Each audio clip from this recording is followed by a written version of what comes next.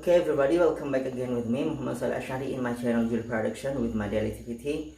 Jadi pada kesempatan kali ini aku akan meneruskan studi English cepat menguasai grammar dengan metode 10 days part 2.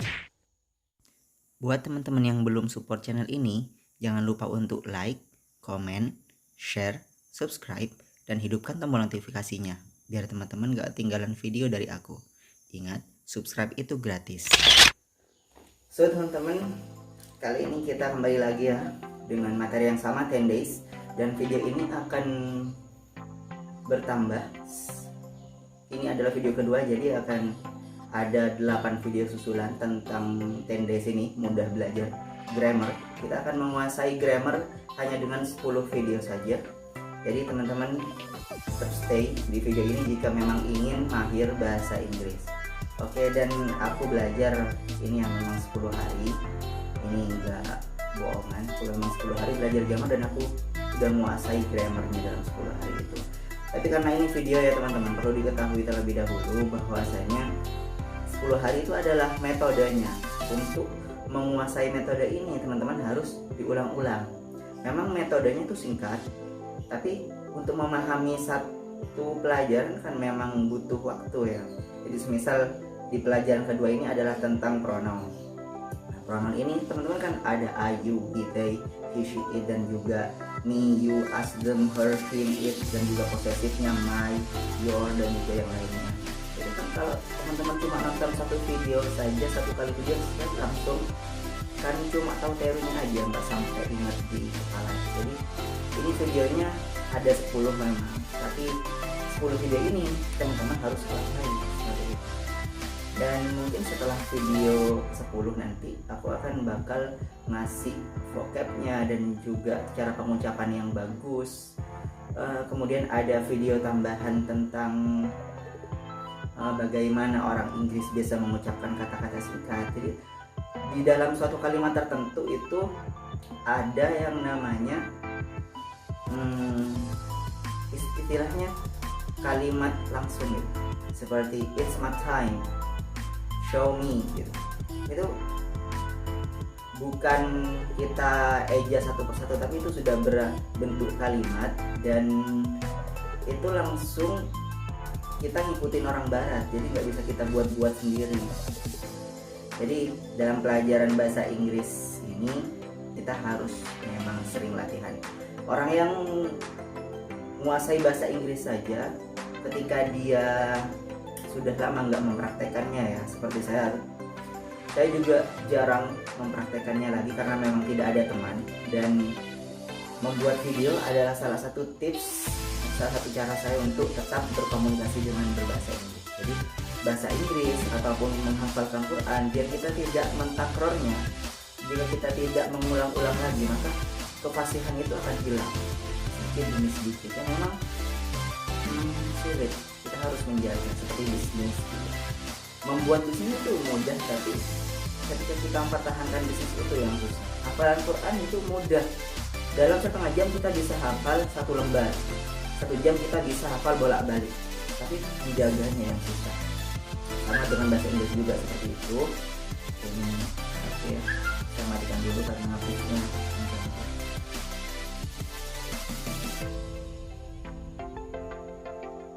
Oke, kita lanjutkan. Biar nggak lama-lama teman-teman, saya langsung pada materi ya. Di pembahasan kedua aku akan membahas tentang pronoun. Jadi kita ada di hari kedua dari 10 days. 10 days adalah 10 hari mudah belajar bahasa Inggris. Hari kedua adalah pronoun. Pronoun itu adalah apa kemarin? Pronoun artinya kata ganti. Pronoun kata ganti. Oke, betul. Aku salah ya, lama udah nggak praktekannya. Jadi di sini ada personal pronoun, possessive, reflexive pronoun. Biar teman-teman bisa mudah belajar, aku kasih di sebagian video ini teksnya biar teman-teman mudah belajar. Yang pertama adalah personal pronoun. Personal itu adalah seorang ya, personal, pribadi. Di sini ada subject, predicate, dan object. Subject itu ada I, you, we, they, she, he, it. Kalau di bukunya di sini nggak ada terjemah, tapi nanti mungkin insya Allah aku akan kasih terjemahnya di videonya ini. I artinya saya, you artinya kamu, we kita, they mereka, she dia perempuan, he adalah dia laki-laki, it itu bisa benda atau hewan. Kemudian predicate itu adalah, predicate itu ya semacam kata kerja. Kemudian objek ya objek, apa sasaran kita itu adalah objek. Jadi subjek, predicate, dan objek jika bergabung maka menghasilkan sebuah kalimat. Jadi seperti contoh, I like you, aku suka kamu. You like me, kamu suka aku. She like him, dia perempuan suka dia laki-laki. Atau sebaliknya, he like her, jadi dia laki-laki suka kepada dia perempuan. Itu contohnya. Dan objek itu ketika kita ingin bilang aku suka kamu, jangan pakai contoh itu, pakai contoh yang lain. Sebagai contoh, kamu suka aku, jangan pakai you like I, itu salah.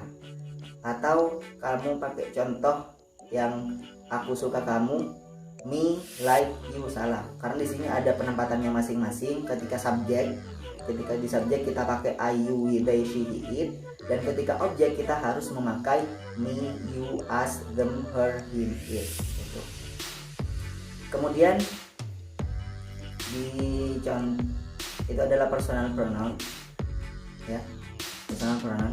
Di sini kalau contoh yang lain adalah I like study. Jadi study itu adalah bentuk objeknya. Objek itu nggak harus berupa me, you, us, them, her, him, it ya.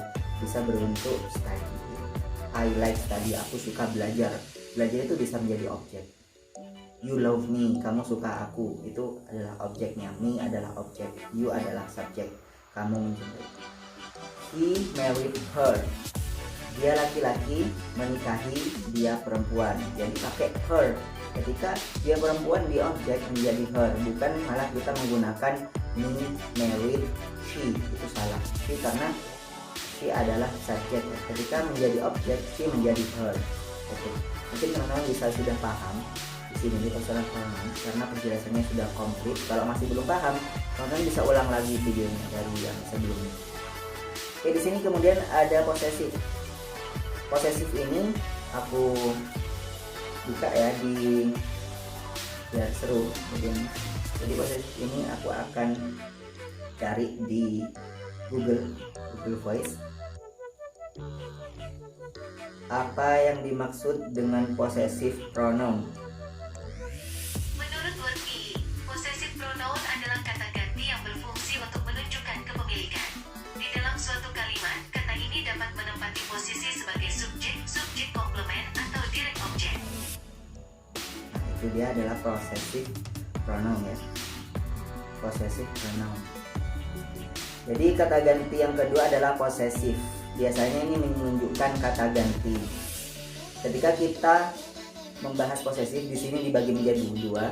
Ada posesif dengan objeknya, ada yang posesif yang tidak menyebutkan objeknya. Jadi dibagi menjadi dua, yang ada yang menyebutkan objek, ada yang tidak menyebutkan objek. Kalau yang menyebutkan objek, kita bisa memakai ini, my, your, our, their, her, his, its. Ya. Ketika ditambah dengan objeknya maka berbunyi, semisal kita pakai contoh car ya. Car artinya mobil.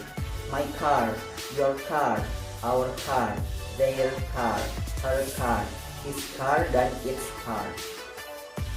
Artinya my car adalah mobilku, our car adalah mobil kita, her car adalah mobil dia perempuan, its car ya, its car berarti miliknya hanya siapa terserah. Yang penting bukan manusia, bisa hewan, tapi mana mungkin ya, nggak bisa ya. Hahaha, tawa dulu. Oke, kemudian di posesif yang kedua ada posesif yang tidak menyebutkan objek. Huruf-hurufnya adalah mine untuk saya, yours untuk milikmu, ours milik kita, theirs milik kalian, hers milik dia perempuan, dan his adalah milik dia laki-laki. Di sini bisa kita pahami. Jadi ketika kita ada orang nanya, hey, who is that? punya siapa itu? That itu berarti sudah ketahuan ya. Itu maksudnya apa? Misalnya bag, tas misalnya. Who's that bags? Who's that? Punya siapa tas itu? Jadi kita bisa langsung, ketika barangnya sudah jelas, kita bisa langsung menggunakan posesif yang kedua. That's mine, itu adalah milikku. Atau ada contoh yang lain. Who's that foods? Milik siapa makanan-makanan itu? Atau who's that? That's artinya food di dalamnya ya. Jadi it's itu berguna untuk menunjukkan sesuatu yang sudah jelas. Who's that? Who's that food? Foods ya. Ketika jamak kita pakai s, foods. Maka di sini jawabannya that's ours. Itu adalah milik kita. Oke.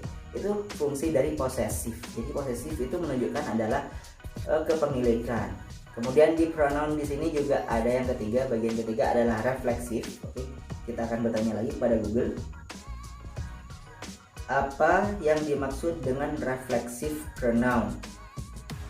Menurut bigbangtheories.com, refleksif pronoun adalah pronoun yang kita gunakan sebagai direct objek saat objek dalam kalimat sama dengan subjek kalimat tersebut. Oke, itu ya adalah refleksif pronoun. Jadi di sini adalah kata ganti yang kita gunakan sebagai direct object. Kata ganti yang kita gunakan untuk objek tertentu saat objek dalam kalimat yang sama dengan subjek kalimat tersebut. Jadi objeknya ini sama dan dalam subjek kalimat tersebut. Jadi orangnya bertanya who's that? Dan juga objeknya itu ada dua sama.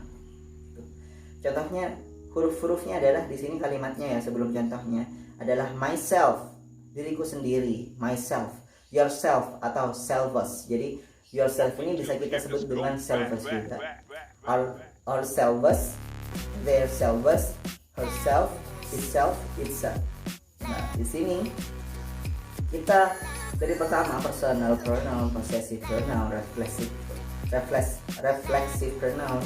Di sini sudah urut ya. Jadi kalau sambungannya I itu adalah me, my, myself, yourself, itu gabungannya adalah you, ourself itu adalah milik kita, their self itu adalah punyanya they, herself itu adalah miliknya she, himself itu adalah miliknya he, itself itu adalah miliknya she. Jadi di sini urut, teman-teman nggak usah bingung lagi karena ini adalah metode mudah cepat menguasai bahasa Inggris dan kita mengajarkannya itu dengan cara yang sangat mudah dan menyenangkan buat teman-teman.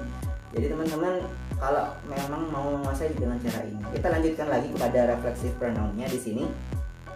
Jadi myself artinya adalah milikku, milikku. Myself adalah diriku sendiri, yourself adalah dirimu sendiri, ourself adalah kita sendiri, their self adalah mereka sendiri, herself adalah dia perempuan sendiri, maksudnya diri sendiri. Siapa yang pergi ke pasar? Aku tadi pergi ke pasar gitu.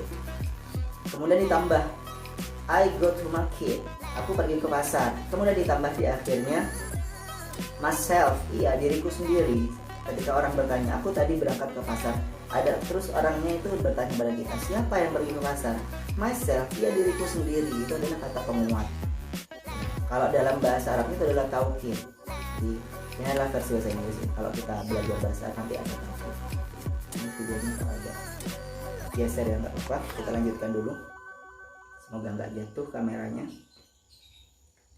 Kalau contohnya di sini aku kasih contoh students, murid-murid study by themselves, belajar dengan diri mereka sendiri. Maksudnya ya mereka memang belajar betul diri mereka sendiri, nggak dengan orang lain gitu, nggak minta bantuan orang lain.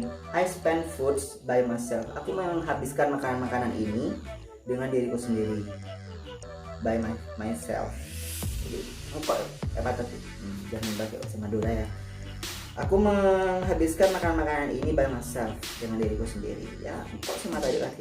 Aku yang menghabiskan makanan ini sendiri, nggak ada yang numpang makan gitu, atau minta-minta enggak. Memang murni semuanya aku yang makan. Kemudian contoh yang ketiga ada we go to Bandung by ourselves. Kita pergi ke Bandung by ourselves. Dengan diri kita sendiri. Ya memang akan ada, kita pergi ke Bandung, siapa? Oh ternyata yang pergi ke Bandung itu adalah barang paketannya yang ke Bandung, bukan dirinya. atau keluarganya, kita pergi ke Bandung, siapa keluarganya, aku nggak ikut, kan ada yang seperti itu. Tapi di sini enggak, we go to Bandung by ourselves, ya memang kita yang pergi ke Bandung seperti itu. Oke teman, kayaknya ini videonya sudah mau jatuh, jadi aku ending ya videonya. Kita akan ketemu di sesi ketiga pelajaran 10 days, dan semoga video ini bermanfaat. Jangan lupa untuk tonton video-video selanjutnya selain bahasa Inggris ini juga. Terima kasih buat yang nonton, dan jangan lupa untuk selalu support channel ini, dan selamat beraktivitas.